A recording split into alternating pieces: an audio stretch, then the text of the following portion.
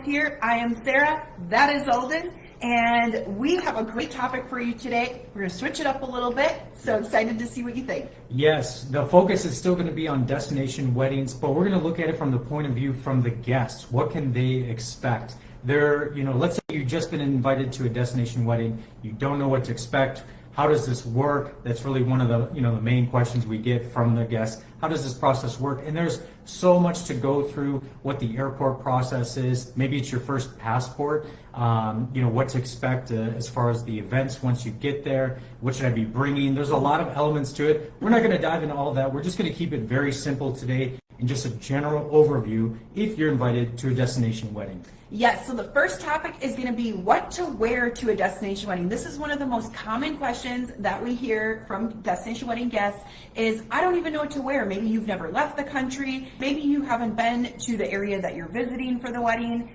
And so we're going to give you some tips on what to wear. If it's a beach wedding, think light, breathable fabrics. So women, flowy dresses, guys, linen shirts. You can also do dressy sandals, tend to work very beautifully. They're easy to get on and off, especially with the sand. But leave flip-flops and tank tops at home. They don't belong at the destination wedding events. If the destination wedding is on an island, you could do bright tropical colors. This is really just going to enhance that natural beauty of the location. And bonus, they look really great in photos too. The general rule here is if you wouldn't wear it to a nice dinner or a ceremony back home, don't wear it here. So keep things polished. You don't want anything, too drastic that sticks out. Obviously, we're going to avoid wearing white. That is always a no-go at weddings, but especially at a destination wedding. Unless they have a certain dress code that they're following and it might be all white, something like that. Like a welcome dinner is common to do like a white party, but for the ceremony reception itself, don't be that person that wears white. It is the bride's special day. It is the couple's special day. Let them have the spotlight. Yeah. If you really want to stand out, do jewel tones, bold colors, corals, turquoise, mustard yellows, depending on your skin tone can make for some fabulous choices. So just a couple of tips there on what to wear. Yep. With the fellas, the only thing I'll say, if you have that one bright, colorful Hawaiian style shirt in the closet, that fits in perfectly in a lot of these beach destinations that are lush, works perfect. Let's get into the destination wedding guest cost. What can you expect as a guest to spend while going to this? Remember, it's not just a wedding celebration, but it is a vacation in part for you. It is customary that you're going to cover your own travel and accommodations, and that is just across the board what we see. On average, guests will spend $2,000 per person, $2,000 to $3,000 per person on resort stays and airfare. It can fluctuate depending on where you're coming from. Most wedding groups like to stay around 3-4 days. There might be a minimum night stay depending on the resort, but you're definitely there. You don't want to be there ideally the night before. Try to get in and settled before the actual wedding day, long enough to celebrate, and then maybe sneak in some pool time or just go enjoy the resort. And again, the only thing I'll add to that is if you haven't been to this area or you just love this area, if you want to convert this into kind of a split stay and maybe extend elsewhere on your own, hey, we're going to be in Cancun, but I want to go check out Tulum, for example, nothing wrong with that. A lot of guests opt to do that. You've already spent on the airfare, why not extend beyond the wedding day? If the couple is covering those costs, like rooms and excursions, they'll likely let you know up front, let you know what costs you can expect. Exactly. Next, we're going to talk about some etiquette 101s, what to do, what not to do when it comes to a destination wedding, because a lot of people don't realize there are a lot of similarities when you're having a wedding in your home location, but there's also a lot of differences. So let's talk about some of those. Some of the things that you want to do. First thing, RSVP early. When we're planning a destination wedding, as you can imagine, there are a lot of details with timelines. There's room blocks involved. The couples have to release rooms back to the hotel by a certain date. So RSVP early and let them know if you plan to be there. When we set up a destination wedding group room block, there's gonna be a period of time for you to pay that reservation in full. You usually will have to place a small deposit up front, maybe $200 to reserve your room. And then you'll have, 6 months to a year, depending on how far the wedding is, to pay off that balance. And you can pay that in installments if you want. You can wait and pay it all at the end, however you want to do it. So that would be my bridal couples love that. There. Bridal couples love RSVP early. They really appreciate that. Get those invites back. You know, if you're on the fence, we get it, life happens. Try to get those in as soon as possible. Second, do send a gift. Even if you can't attend, you know, it's really appreciated. It's very thoughtful of somebody, you know, if they are in destination, maybe try to send it to where they're going to get married in Mexico. That's just not going to make sense. Send it to their home address so that when they get back, they'll have that waiting for them. It's just a very thoughtful gift. Even a letter, some kind to follow up, even with a phone call, always appreciated.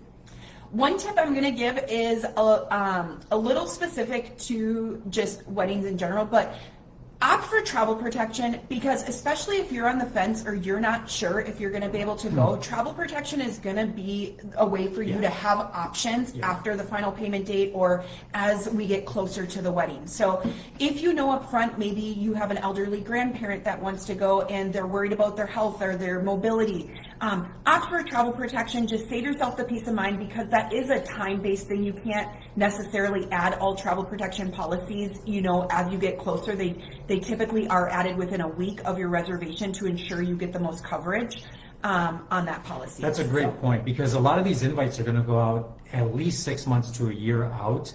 Who knows what position you're going to be in to go or not go. And, you know, we get it. A lot of people say, yeah, I'll be there. And then something comes up. Life happens, things change, and a lot of that flexibility, like Sarah said, is really difficult to make changes to your reservation. If you don't have any coverage, you can forfeit your deposit or the entirety of your stay. So definitely worth doing. And just to be clear, you can typically make changes up until final payment, but since final payment can be 3 to 4 months before the wedding date, after that it can get more difficult. So that's just a little bonus tip. Another tip for you guys is respect the local culture and customs. A little research goes a long way, and this is really where we are your advocates. When we work with destination wedding couples, they hire us not only to help them with the wedding planning, but to help you and help you guys feel comfortable and confident for your travels abroad. Every destination has strict rules as far as customs and passports, and even some places with vaccines or certain requirements. We're going to make sure that you guys are informed and educated of all of that. So when you book in the room block, you're going to get reminders from us and notifications, and it's going to help you be prepared. Also, one of the benefits of making sure that we do this as a group and we keep everybody tied together. Yeah, it'll make that process a lot more seamless getting there. It's just a better overall experience. If you kind of just take a few minutes to take a look at what the local culture is, and we're going to give you a lot of info. And another tip that we would give for destination wedding guests as far as etiquette is book in your destination wedding couple's room block. They have this room block for a lot of reasons. The room block is set up so you have guaranteed pricing and you're not getting, you know, varied rates. You're not hit with unknown costs when you arrive, like resort fees. All of that you're aware of up front. With the room block too, it does also help the couple with the wedding planning side. When you're booking in the room block, we have an accurate guest count of how many people are going to be at that wedding. We're going to reach out and make sure you don't have any dietary restrictions. If you do, we're going to handle that with all of the meals and make sure that is prearranged. We're going to make sure the wedding group is roomed close to each other as much as we can with the resort. We are going to just take all that information and it keeps it all tied together. When you book outside of the room block, you're making things a lot more difficult for your wedding couple. Now they have to chase people down and see where did you go and how many people, and otherwise you might end up without a seat at the wedding event itself. So if you're booking out of the room block, keep in mind you are going to be on your own. You're not going to have that support. You're not going to have that assistance, making sure that you're ready for everything, and you are going to hurt the couple financially.